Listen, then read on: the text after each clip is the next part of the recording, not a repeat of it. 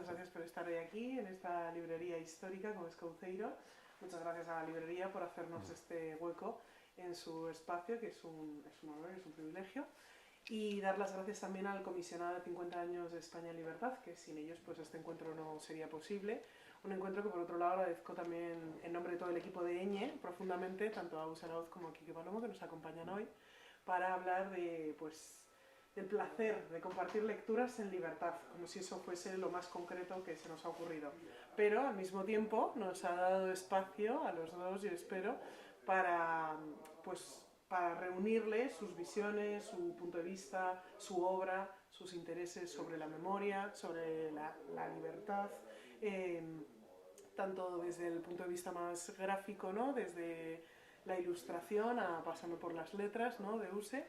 Y bueno, pues vamos a intentar tener un coloquio aquí de unos 50 minutos, una cosa así, pero bueno, como también estamos en en petit comité, también si queréis en algún momento abrir y que haya más conversación, pues bienvenida sea.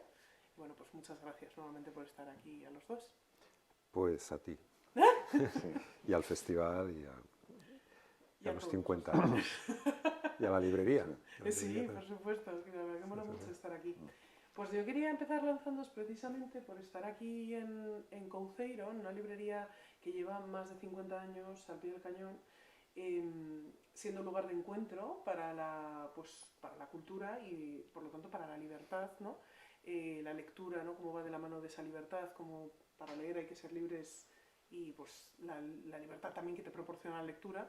¿Qué es para vosotros, cómo representa las librerías ese espacio, cómo ha sido en vuestras vidas, qué significado han tenido, qué significado tienen a día de hoy? ¿Empiezas tú, Quique? O... Sí, sí. Bueno, pues para mí una librería y alguien que tiene no sé, la virtud de ofrecernos lecturas, orientarnos también, ¿no? Para mí es de las cosas más constructivas que nos pueden pasar. A mí, desde luego. O sea, yo me recuerdo siempre, desde muy joven, saliendo de los momentos más críticamente existenciales, siempre con un libro. O sea, siempre rescatado por alguna lectura.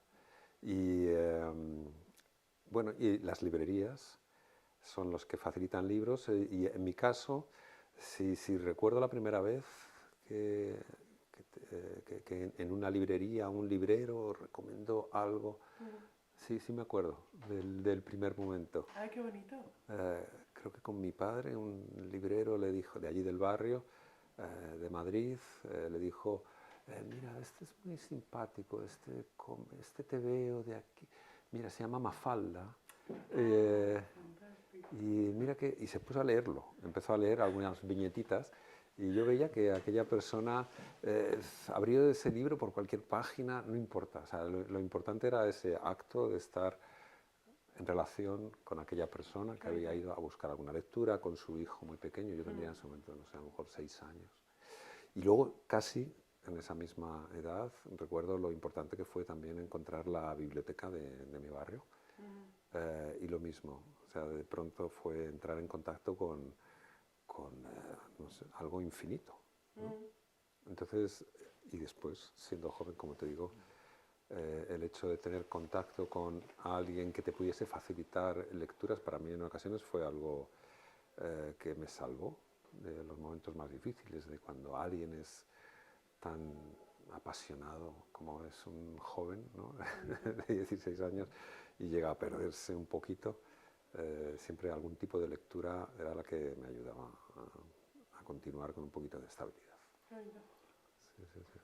En mi caso, puedo decir que las librerías pues han llenado mi imaginario de sueños, ¿no? Siempre del sueño primero de leer al sueño de escribir y de publicar, ¿no? Y también, igual que los profesores, han ejercido en mí muchísima influencia y me han transformado, me han cambiado la vida, ¿no? En la librería es donde mi madre me compró el libro que me cambió la vida, que se llamaba Zalacaín el aventurero, sin el cual seguramente no hubiera escrito o no me hubiera despertado esa pasión, ¿no? Y también fíjate que las librerías, yo mi primer trabajo cuando estaba estudiando en la universidad en Barcelona, mi primer trabajo de prácticas fue en una librería, en la librería La Central, ¿no? Que ahora es un imperio y en aquel momento La Central era una pequeña, un pequeño local de la calle Mallorca y Antonio Ramírez y Marta Ramoneda, que son todavía grandes amigos míos, pues estaban empezando con este sueño, ¿no? de ir difundiendo el conocimiento, porque las librerías son ese espacio de resistencia, ¿no? En el cual el conocimiento se protege y se transmite, ¿no? Y luego, bueno, me marcó profundamente trabajar en la central. Y luego yo me fui porque quería ser muy libre y no quería trabajar, no quería vivir. Y, y yo me acuerdo, ¿no? Igual que recuerdo el primer momento de comprar aquel Zalacaín allí, recuerdo que en mis viajes siempre lo primero que hacía en las ciudades era ir a una librería, ¿no? Y compraba un libro y me apuntaba ahí, librería, Couceiro, Santiago de Compostela y la fecha, ¿no? O lo que fuera, ¿no? O en París, Shakespeare and Company, imagínate, ¿no? Me compraba algo, ¿no? Y me compraba siempre un libro y mi sueño era tener esos libros, ¿no? Fíjate esa ingenuidad que tienes, ¿no? Cuando empiezas. Incluso me acuerdo una vez en Budapest que compré un libro en un idioma que en húngaro, ¿no? Que yo no lo entendía, pero era El soldado Zvezek, ese que es un clásico, y dije, lo tenía. Entonces, claro, las librerías para mí pues han sido pues como, están al mismo nivel que algunos profesores y que algunas ciudades que me han marcado, que han sido grandes escuelas para mí, como París o Barcelona o Montevideo. O sea, está al mismo nivel, ¿no? Son espacios determinantes, ¿no? Y que te pueden, no sé si para bien o para mal, pero cambiar la vida, ¿no? Qué maravilla. Decías, José, que la lectura también, ese acceso a los libros, te había llevado no solo al acceso a la lectura como tal, sino a la escritura, ¿no?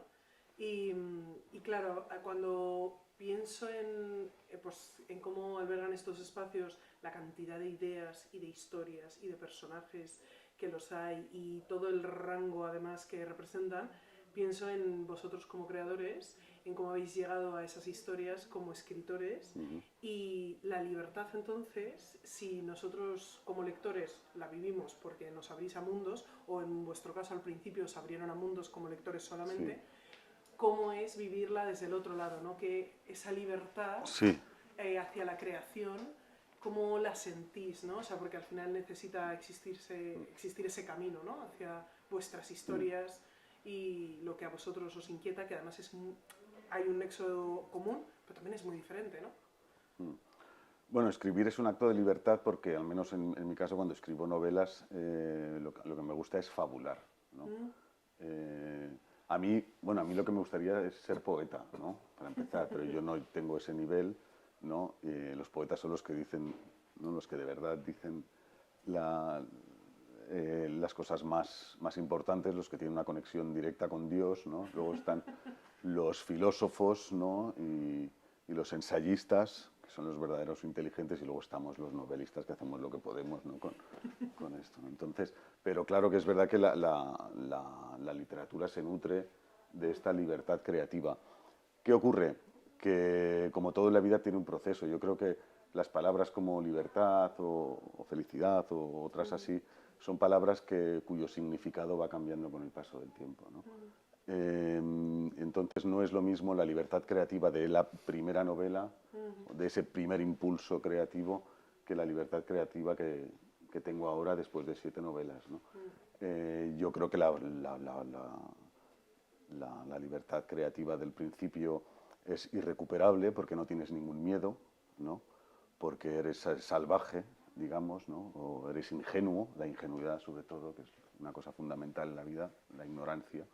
Eres ignorante y te atreves con todo, ¿no? Y yo si encuentro un ejemplar de mi primera novela de Leer del revés, lo quemo, ¿no? Pero al mismo tiempo estoy orgulloso porque digo, ostras, nunca voy a recuperar ese impulso, ¿no?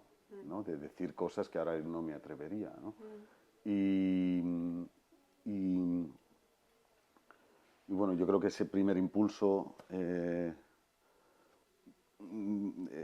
cuando eres realmente libre, luego es difícil de recuperar, porque ahora hay, al mismo tiempo, la escritura, tú mismo te vas poniendo más, sin querer, incluso te pones más límites porque eres más experto y porque ya sabes que la literatura es el arte de saber callar a tiempo. Entonces, ese primer momento en el que no me callaba a tiempo, pues lo recuerdo con muchísimo cariño y lo echo mucho de menos, ¿no? Pero ahora ya no escribo así, porque además escribes también condicionado por otros factores, ¿no? Y Quique, en tu caso, yo pensaba, joder, pues efectivamente, como dices, estás condicionado por otros factores. Hay una parte como que siento que el cómic está teniendo como más fuerza que nunca, ¿no? La novela gráfica de pronto tiene como muchísima personificación, ¿no? De repente existe muy fuerte en muchos foros y demás. ¿Eso sientes desde tus inicios como ilustrador que haya aportado algo a la libertad que sientes y al mismo tiempo tú teniendo un trabajo en el que hay un condicionante más o menos rígido, que puede ser acompañar las novelas de Ian Gibson, como ese trabajo que haces de condensación y convertirlo en algo más, aunque venga de un sitio? También creo de pronto hay como un contraste, ¿no? En cómo vives tú esa parte de tu libertad creativa. Pues estupendamente.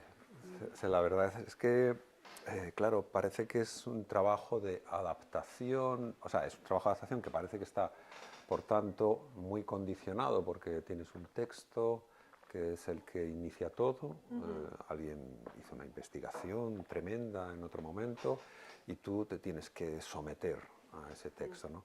Pero la verdad es que no, yo no me he sentido así, yo me he sentido haciendo un trabajo muy creativo a pesar de eso o junto con eso. Yo parto de un material que es muy valioso, aunque lo agradezco mucho haber trabajado con ese material, para convertirlo a otro lenguaje, que es el lenguaje del cómic, y entonces estás dándole una transformación, estás procurando una transformación que finalmente genera un resultado no tan distinto como para estar diciendo esto no tiene nada que ver con aquello, pero sí que es un producto nuevo, es otra cosa. Y si fuese lo mismo no habría que hacerlo, ¿no? Entonces he tenido la libertad de hacer esta adaptación porque trabajo con el autor de la obra original, pero eso no quiere decir que yo no vaya elaborando propuestas y que vaya efectivamente también escribiendo a partir de su texto, ¿no? Por ejemplo, el texto original pues no tiene diálogos y yo voy humanizando y haciendo entrar en acciones a los personajes de un modo particular de estas páginas de cómic, ¿no? Con ese acercamiento a ese lenguaje en concreto. Y para todo ello me he encontrado con los recursos que yo he querido utilizar, las sorpresas que yo me he dado a mí mismo, que no sabía que se iba a desarrollar de esa manera todo el proyecto. Muy importante lo de las sorpresas. ¿Sí? ¿Sabes por qué? Porque hoy venía pensando y digo, ¿la libertad hoy qué es? ¿No? Y entonces al final digo, la libertad es estar disponible, ¿no? Estar disponible a seguir a la curiosidad todavía, ¿no? ¿No? Ser libre de tener todavía curiosidad, ¿no? Y de dejarte sorprender y de los descubrimientos, ¿no? Dejarte sorprender por la vida, por todo en general, ¿no? Entonces cuando has dicho lo de la sorpresa, pues me he acordado de esto, ¿no? Sí, porque en este caso que hablamos de un material previo, ese material previo, bueno, yo lo voy absorbiendo y a través de una especie de filtrado va surgiendo el nuevo resultado, ¿no?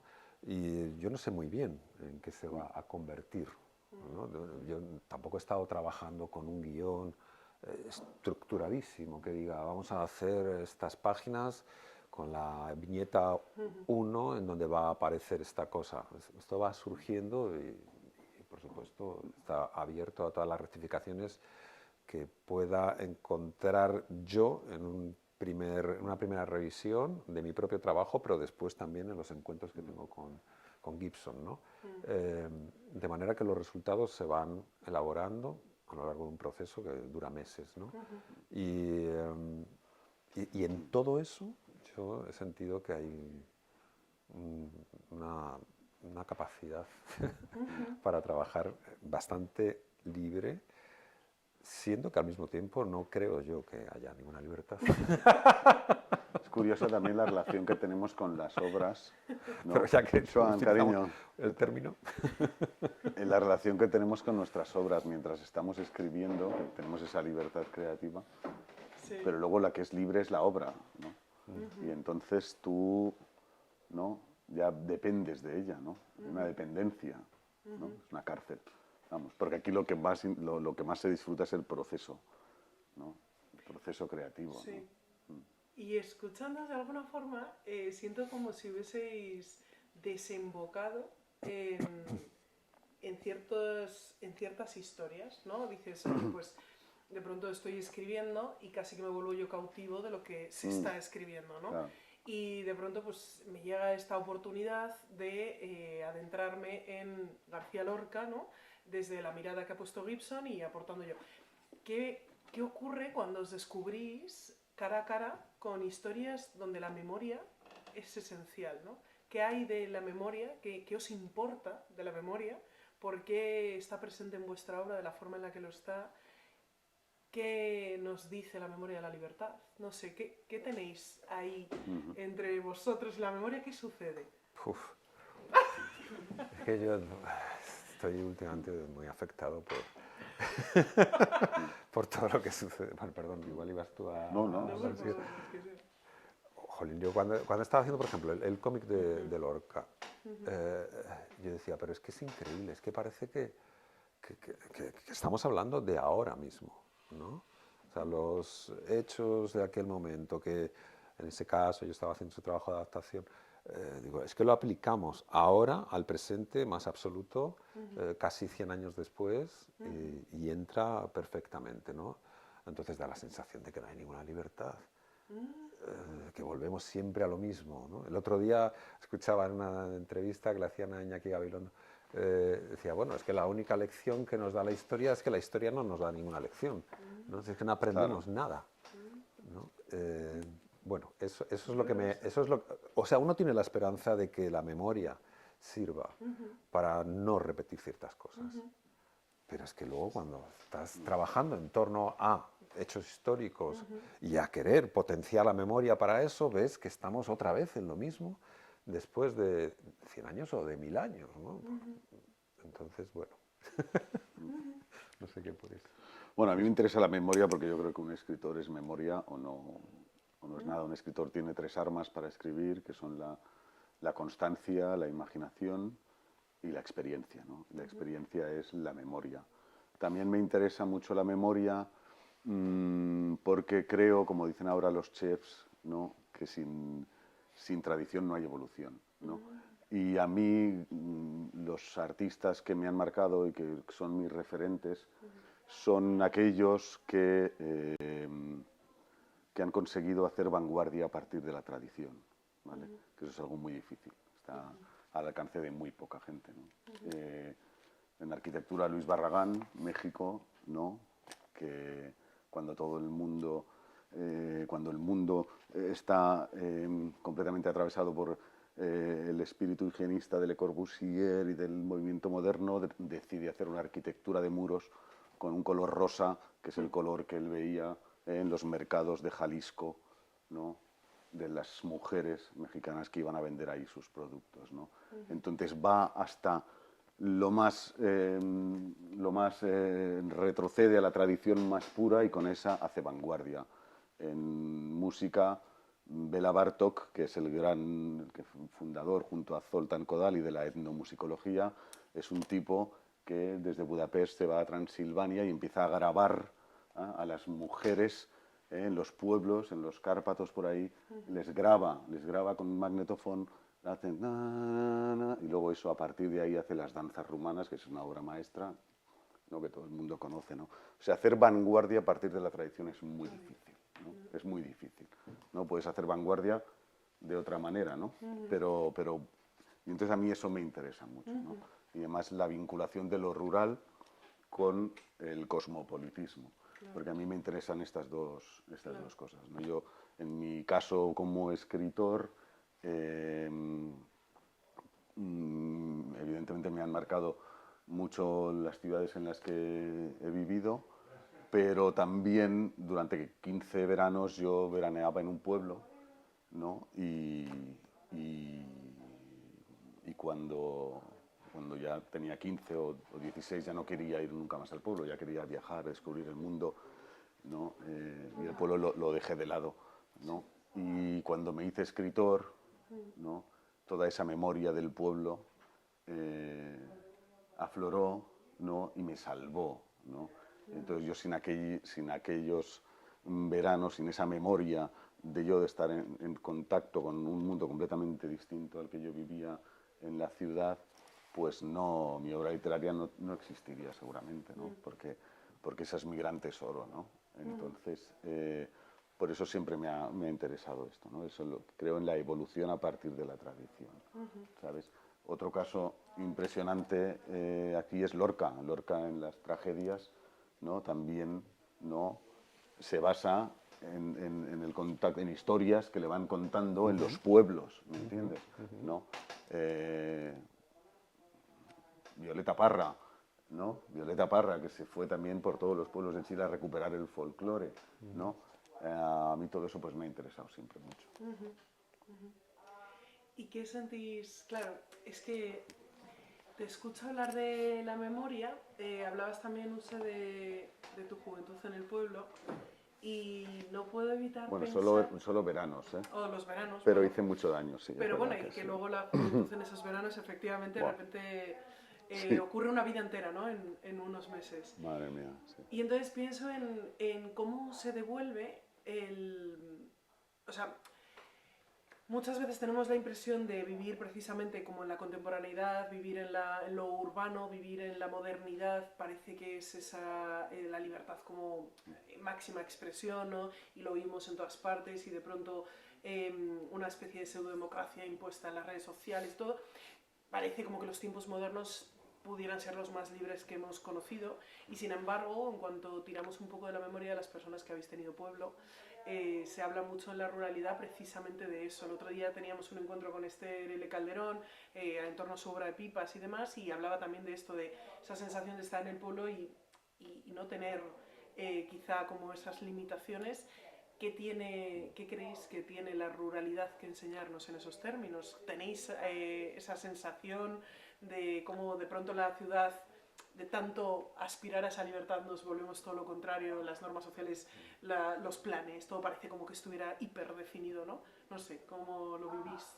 Bueno, yo te puedo decir cómo lo vivía yo, que a mí el pueblo me enseñó la libertad precisamente, porque vienes del colegio de la ciudad de seguir unas normas y los veranos con mi abuela, ¿no? Que me dejaba hacer lo que me daba la gana, que no me bañaba nunca, que no, ¿me entiendes? Que era completa. Ahí sí que fui libre. Era libre además porque era niño, ¿no? Y solo el niño puede ser libre de verdad, ¿no?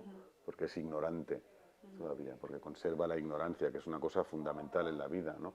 O sea, todos sabemos que la gran tragedia del ser humano es la pérdida de la inocencia, ¿no? Y esa la compartimos todos, ¿no?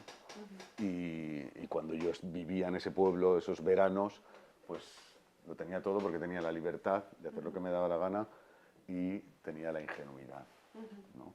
Entonces eso es lo que te puedo contar. Bueno, entonces era tu juventud. No, mi juventud luego Más fue que la mucho ruralidad. mejor, fue maravillosa luego, ¿no? Sí, lo sigue siendo. Yo, aunque no lo parezca, he sido feliz. Fíjate que la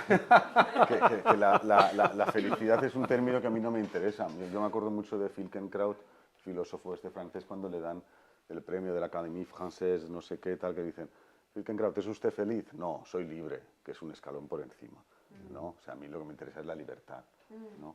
Pero libertad y felicidad son palabras escritas con tinta blanca sobre papel en blanco, ¿no? Porque tienen muchísimos matices, ¿no? Lo que pasa es que, como te decía antes, bueno, la libertad pues va cambiando con el paso del tiempo, ¿no? Porque yo ahora ya no soy tan libre como antes. En la escritura y en la vida cotidiana. El ser humano está buscando trabas, está intentando toda la vida ser lo menos libre posible, ¿no? Se enrolla con alguien, se casa con alguien, se compra un piso, o sea, todo te estás poniendo trabas para ser realmente libres, ¿no? Y eso, ¿no? Sí, no, me resulta interesante, pero claro, y en contraste pensaba pues precisamente en los 50 años, ¿no? En democracia y demás, y vosotros tenéis especial conocimiento de esa época, ya sea desde la imaginación, evidentemente, por vuestras obras. ¿Cómo contrasta eso, ¿no? Es decir, el ser humano no es realmente libre, pero y lo conquistado hasta ahora en esos términos de libertad, que de pronto tú decías, joder, siento como que podemos retrotraernos y no habría tan diferencia en cuanto a, pues me imagino que condiciones o cosas que puedes observar en comportamientos sociales, en la juventud, que tanto preocupa. ¿Cómo puedes de pronto decir que no somos libres, ¿no? Y cómo juega el contexto en todo esto, ¿no? No sé, ¿cómo lo vives tú sabiendo precisamente esto? Jolín, es que hablar de libertad, Claro. yo es que no me creo que haya libertad, pero bueno. No, me parece correcto. Desarrolla. Mira, por ejemplo, sí, yo muchas veces digo, me cago en todas las redes sociales, estoy que no puedo más. Las redes sociales o lo que sea, ¿no? La tecnología, pues, como señor mayor me quejo. Y entonces, pues pienso, fíjate, cuando estaba leyendo Yerma, me parece que era, entonces resulta que se queja, no me acuerdo cómo se llama el personaje, pero bueno, el personaje masculino Sí. está cansado porque tiene que estar toda la noche vigilando que no le roben el agua, ¿no? Sí. Y digo, jolín, o sea, me quejo yo de que estamos viviendo pues, en una tensión permanente de estímulos, por ejemplo, y cuando no tenemos ningún estímulo, te tienes que preocupar de que no te roben el agua o de que el lobo no se te coma las ovejas, ¿no? O sea, yo no creo que haya exactamente una correspondencia entre el momento presente para contar si hay más o menos libertad y el pasado para contar para pensar en si las condiciones eran más favorables o menos en relación a la libertad. O sea, yo creo que tenemos siempre los mismos condicionantes, que en realidad creo que tienen que ver sobre todo con las relaciones, ¿no? con la convivencia que estamos abocados, ¿no? O sea, tenemos que ser una comunidad permanentemente, ¿no? Yo me fui a vivir también al campo hace muchos años, pensando que ahí era donde iba a encontrar alguna posibilidad de que las cosas fuesen diferentes, de que mi vida fuese diferente. No sé si exactamente para ser más libre, pero sí para poner en marcha para desarrollar algunos proyectos que hasta ese momento solo habían sido ideas. Y tengo que decir que no he encontrado ninguna diferencia entre... Yo no soy una persona que vive del campo, simplemente he vivido en una zona, bueno, alejada por lo menos de la capital, ¿no? Y he intentado hacer algunos proyectos más comunitarios y más particulares del lugar y no creo que haya sido todo mejor, ¿no? Lo que ha sucedido no ha sido mejor y ha habido proyectos muy interesantes y muy experimentales y la conclusión a la que llego es que es mucho más interna la dificultad, más que exactamente el contexto. Aún así, prefiero vivir en el campo Mira, claro. por algunas otras razones, pero no me siento exactamente libre. Diría que me siento acompañado de algunas características del lugar que prefiero. El concepto de libertad quizás se ha designificado un poco. Fíjate, yo venía pensando en el autobús, venía con un amigo, con Bryce Suárez, y estábamos hablando del tema este, ¿no? Y hemos sacado el tema de que durante muchos años asociábamos las ciudades que nos gustaban a la libertad que había en ellas, ¿no? Es decir, me hubiera gustado vivir en el San Francisco hippie de los años 60, me hubiera gustado vivir en el París del mayo del 68 y los años 70, cuando aquí no había libertad y allí sí, ¿no? Y todo pasaba en París. Me hubiera gustado vivir en el Madrid de la movida del estallido de libertad, por ejemplo. Hoy en día no asociamos la libertad a una ciudad, ¿no? ¿Dónde está la libertad, no? ¿En Dubái? No, ¿sabes? Pero claro, el capitalismo, ¿sí?, ha conseguido, ¿no?, que muchas veces la libertad dependa del dinero, ¿no? Claro. ¿De qué me sirve a mí ser libre? Claro. Ser libre si con mi salario no me puedo ir a casa de mis padres a alquilar un piso, con el problema que hay de vivienda. ¿De qué me sirve? ¿No? Claro, al final hemos llegado a este punto, ¿no? Y el capitalismo, como mencionas, irrumpe también quizá en la libertad del creador, ¿no? No, la libertad creativa yo creo que ese es el gran tesoro que tenemos, ¿no? Eso Vale. es muy guay, poder crear sin censuras y sin movidas de estas insoportables, ¿no? Y eso sí que ha sido un privilegio, ¿no? Creo yo. A mí no me gusta la censura de nada, ¿no? Y antes que estábamos comentando también esto, claro, la libertad es una oportunidad que tenemos de ser mejores, ¿no? Y muchas veces no me gusta hablar del tema de los exilios como algo con connotaciones negativas, ¿no? Porque para mí un exilio es una gran oportunidad, ¿sabes? ¿No? Y claro, fíjate, Lorca no se pudo ir, ¿no? Todavía no sabemos dónde está enterrado, ¿sabes? El pobre, ¿no? Pero hay otros que sí que se pudieron ir, ¿no? Y para muchos sí que vivieron exilios luminosos, ¿no? No siempre un exilio tiene que ser... ¿sabes? A mí me dices exiliate y es que es un placer, ¿no? ¿Sabes? Y siempre he estado intentando exiliarme, ¿no? Pero porque quería yo, ¿no? Sí. ¿Sabes? Perdón, por favor. No, que por quería favor. decir una cosa. ¿Qué ibas a- Que qué claro, querías explicar? que por supuesto, aunque no quede muy claro que puede ser sentirse libre, pero por supuesto, si estamos hablando de 50 años sin dictadura, bueno, ahí está todo claro, ¿no? Ya, claro, digamos como que sienta una base, ¿no? Claro, Irrenunciable. claro, igual que Por lo decía menos, antes, prefiero claro, el campo, aunque no me sienta libre, pues claro, hay prefiero, unas condiciones- prefiero estar en un lugar donde Lógico. no haya una dictadura, por supuesto. Lógico, Eh, sí. Pero frente a eso quiero decir una cosa, Por favor. que también es posible, como, bueno, el último trabajo que estuve haciendo tenía que ver con la biografía de Dalí, Sí. hemos comentado antes, y ves como también incluso en algún momento la censura, aunque yo no la quiero, yo he hecho lo que me ha dado la gana en los últimos años y por eso he estado también muy a gusto, ¿no?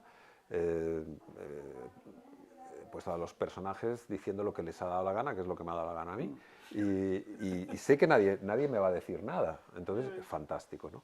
Pero ahora haciendo este último trabajo, pues he repasado aquel momento en el que Dalí y Buñuel crearon esos productos que fueron, en el caso de Un perro andaluz, ¿no? la obra cinematográfica de Dalí, fueron 15 minutos o 20 minutos que les cambiaron. Bueno, fue una de las razones importantes que fueron un cambio en su vida, ¿no? Y Un perro andaluz ya fue un poco cataclismo, pero sobre todo el siguiente trabajo, que fue La Edad de Oro, fue lo que les catapultó a él y a Buñuel porque les censuraron, ¿no? Entonces resulta que podemos encontrar en alguna ocasión que no estoy diciendo que yo quiero que me censuren, pero quiero decir que la situación es compleja.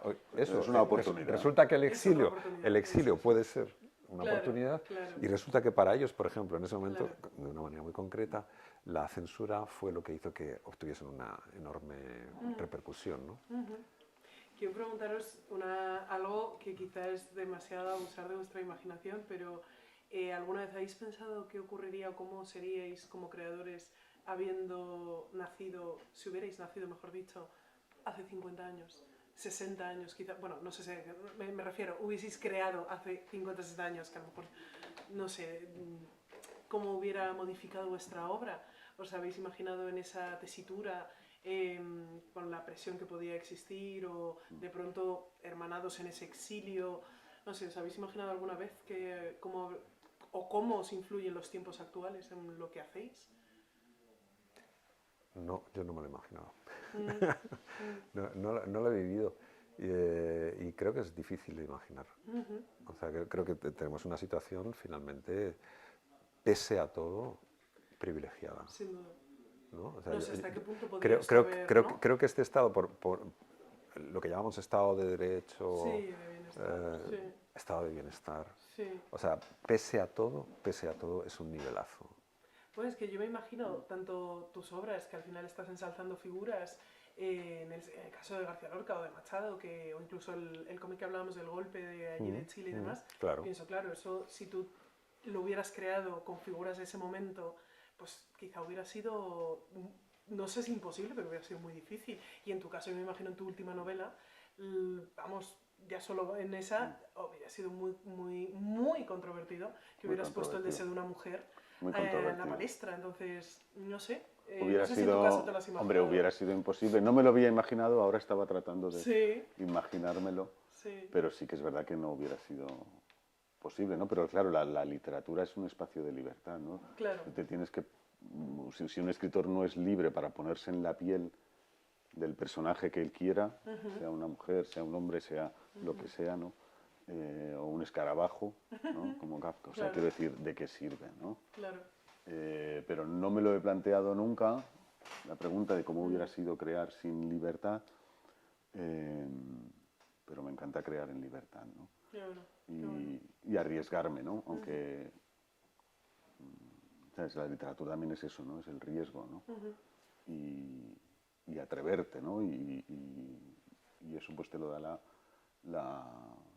la libertad, ¿no? El espacio de libertad creativa que ya te digo que es fundamental para un creador de cualquier tipo, ¿no? Y desde ese espacio Porque donde... las censuras y todo esto, pues bastantes problemas ya, ¿no? Sí, Tiene uno, ¿no? Como que para esto, ¿no? Uno se autocensura a veces, ¿no? Por el miedo, que el miedo es terrorífico, ¿no? Pero que los miedos forman parte de la vida, ¿no? Y claro, una novela que es, al final, es una cárcel de corrección, ¿no? Porque escribir es corregir, ¿no? Escribir no es vomitar, ¿sabes? No es lo primero. soy libre Claro. ¿no? ¿Me entiendes? No, es que escribir también es contención, ¿no? La contención, la condensación, todo esto. Ya ves, yo creo que el orden es el placer de la razón y el desorden es el placer de la imaginación, ¿no? Y la libertad se puede mirar también desde estos dos puntos de vista, ¿no? Desde el impulso de actuar libremente sin reflexionar, ¿no? O desde la razón. Para los estoicos y todos estos, la libertad solo tenía sentido a través de la virtud, ¿no? Es decir, a través de la razón, ¿no? Y bueno, ahora ya me estoy yendo. No sé, es algo que no sé. Para nada, para nada. Se Y me va. pensaba en cuanto a lo que vosotros, o sea, y disculpad que me vuelva a la memoria, y también quizás sea una pregunta un poco ambiciosa o de repente os pongo un poco contra la espalda y la pared, pero no sé, vuestra obra, ¿cómo sentís que dialoga con su tiempo actual?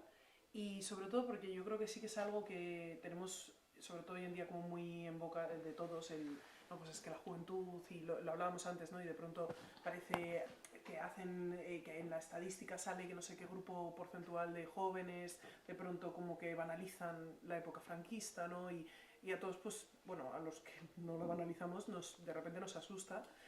Yo quiero preguntaros precisamente por esa recuperación de la memoria que hacéis ambos o que está presente en vuestras obras, cómo dialoga eso o cómo pretendéis, si hay una pretensión de que dialogue no solo con esa juventud, sino con todos nosotros en su tiempo actual. O sea, hay algo detrás, no solo de contar una historia por contarla, ¿me explico? No solo por esa libertad de creación de, pues es que tengo esta necesidad, sino ese punto de vista que vosotros imprimís en vuestras historias. ¿Qué esperáis que pueda provocar, por ejemplo? O que pueda, ¿no? Alimentar esa libertad del resto. ¿Me explico? Yo no soy tan ambicioso a la hora de escribir, no me planteo llegar tan lejos. Yo escribo para intentar crear personajes que permanezcan en la memoria del lector, por ejemplo, ¿no? Que conmueva ¿no? Las historias, ¿no? No las escribo desde este punto de vista, ¿no? Pero quiero escuchar a Quique, a ver qué dice al respecto. Pues sí, yo creo que hay una intención muy práctica, muy divulgativa y didáctica. Quizá sea, bueno, un poquito ingenuo, no lo sé. Pero yo creo, o sea, desde luego cuando hemos estado con Gibson, por ejemplo, firmando libros en algún lugar y se acercan profesores de centros educativos, profesores de instituto, y dicen que han estado trabajando con estos libros, o yo me he acercado a algunos institutos de vez en cuando, porque han estado leyendo estos libros y quieren conocer al autor y charlar con él, saber que es un ilustrador y también de paso que les hable de memoria democrática, por ejemplo, como la última vez, pues yo digo, qué maravilla, qué maravilla. O sea, es que yo quiero que suceda esto. Quiero que estos libros sean utilizados de esta manera, porque, esto es lo que digo, que a lo mejor soy demasiado pretencioso, porque pienso que a través de ese trabajo en centros educativos, esas dinamizaciones que puedan hacer los profesores con los estudiantes, puede generar... Bueno, es que tus libros son ideales para eso. Claro. Son, vamos, sí. Puede generarse este efecto, un efecto formativo. A través de estos autores, bueno, estamos en literatura estudiando Lorca o Machado, vale, muy bien, pero es que están envueltos por un contexto histórico y este contexto histórico, como digo, se puede hacer una relación absoluta con el momento presente, el tipo de conflictos y qué podemos aprender de aquel momento para llevárnoslo a nuestro momento actual. Entonces yo, desde luego, vamos, yo sí quiero que suceda eso. Fíjate que las grandes novelas, bueno, por ejemplo, ahora mismo acabo de pensar yo en mi novela favorita, ¿no? Que se llama Madame Bovary, por ejemplo, ¿no? Que es la historia de una mujer que quiere ser libre, ¿no? Y esa libertad le va traicionando porque nunca tiene suficiente, ¿no? Y que es impresionante, ¿no? Que es la gran... pero... Qué curioso, ¿no? Y claro, sí que hay lecciones en esas novelas, ¿no? Claro. Sí que aprendes, ¿no? Y eso es... Yo no escribo con intención didáctica de decir, voy a escribir una novela que ahora haga pensar a los niños tal, ¿no? Pero porque mi intención es otra, es una ambición que tiene más que ver con la fuerza de la literatura, de llegar, ¿no? De conmover, ¿no? O de tal. Más que enseñar algo, ¿no? Porque para eso ya están los... Bueno, pero en el conmover o en el emocionar ya hay poder revolucionario, ¿no? Claro. Pero el otro día, por ejemplo, yo me leí una novela que tuve que presentar en Barcelona de un chico portugués maravilloso que se llama Hugo Gonçalves, que es una novela que se llama Revolución, y que yo no tenía ni idea de todo el periodo tan convulso que había habido en Portugal a partir de la Revolución de los Claveles. Yo pensaba que la Revolución de los Claveles era un punto de llegada de la dictadura de Salazar y ya está, libertad, pero no, luego hubo un periodo de 6 meses que casi hay otra guerra, hay una guerra civil, ¿no? Y aprendes un montón de cosas, ¿no? Y eso se agradece muchísimo, ¿no? También, ¿no?